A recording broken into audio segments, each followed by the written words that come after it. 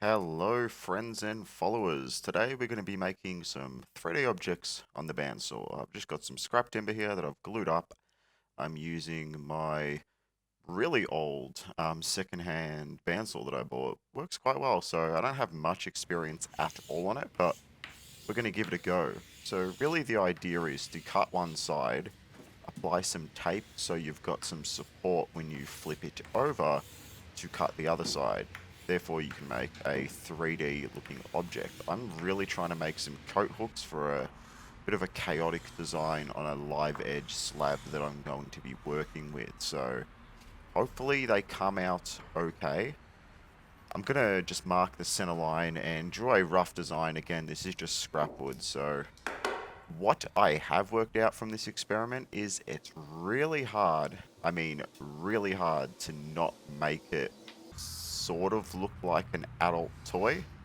So, I might have to actually design this out properly because unfortunately they look a little wrong for the entryway of your house. So, we can work on that, and I think I might need to change a blade in this. I'm still using the blade that it came with when I bought it off the guy. He had this thing for about 20 years and didn't really use it much, so I need some more experience, and this experiment is perfect.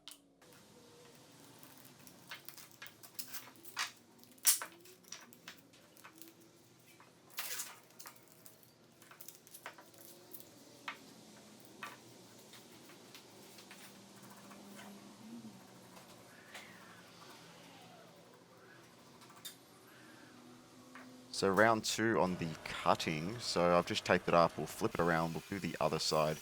We're not really too worried about getting to the lines. Again, this is just an experiment, but we want to sort of make it look like something that we would like to use. So I think maybe doing it a second time to get even more angles would probably look a little better. What I should be left with is a beautiful piece of art.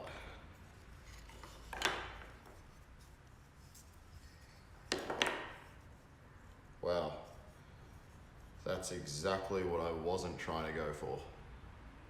I thought, hey, it's still the morning. I'll give it a sand. I'll cut off one of the edges on the side so it sort of sticks out like a coat hook. But it's way too big. It's really bulky. It's not going to really work well as a coat hook. I was thinking something just really crazy, something really thorny with a forest or something. So didn't turn out as I planned, but considering I had heaps of timber left, I'm like, I'm going to make a scoop, a bandsaw scoop, as seen on Jay Bates's videos. He's made a couple of them, so I have a lot of respect for people that can cut straight on a bandsaw. This is actually really hard. I stuffed up the first angle, which might have something to do with the blade. Then I'm like, stuff it, I'm just going to cut another piece out, and we'll just see if it works.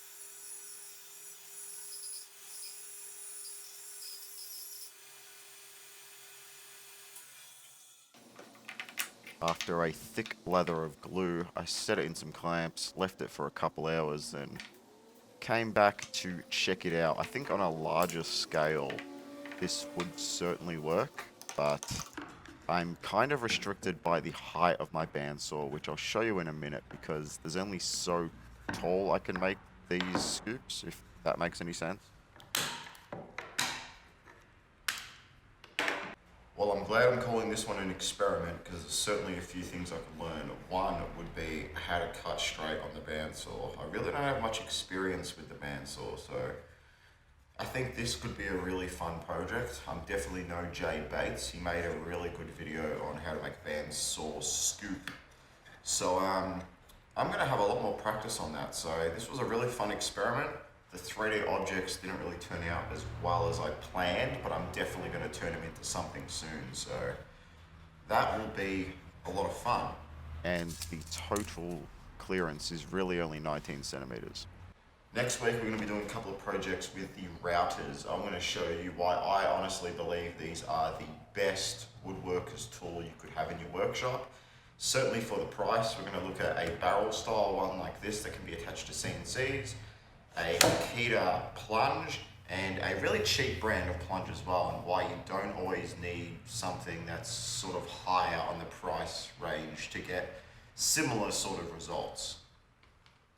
I'm sure most people are going to disagree and say that the table saw is the best and most versatile woodwork tool you can own, but I'd have to disagree with that. Using a combination of these routers, mainly a plunge style router plus a cheap circular saw with some homemade guide rails, I've made some pretty nice looking furniture in my opinion, and pretty much every project in this shop. I don't believe you need a table saw. It's certainly good to have a table saw and it certainly makes life a lot easier, but in terms of putting dado blades on a table saw and setting it up as opposed to just using a router, you save a lot of time, you get equally as good results, and I believe these are a lot safer if you know how to use them correctly. And just as an example, I actually made this whole table with grain matching fronts. All of this was done with a circular saw, guide rails, a hand plane, a little block plane, and a router. So you can get some pretty nice results. It takes a lot longer. I guarantee you, you're not going to get as fast results as a table saw or a big drum sander, but you can certainly accomplish a lot. And for someone that doesn't have a lot of space or might not have a lot of money to play with, those tools are really good to get you started in woodworking. So I'm going to show you all the types of jigs that I made. I'm going to show you a few tips that you can use when routing, especially with safety. But we'll see you next week when we discuss some routers. Cheers.